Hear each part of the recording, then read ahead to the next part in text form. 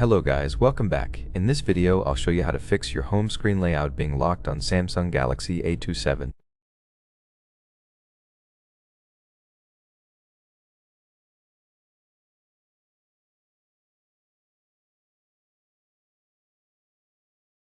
As you can see, my home screen layout is locked, which means I cannot move the app, I cannot remove it from the home screen, and I cannot add more apps to the home screen.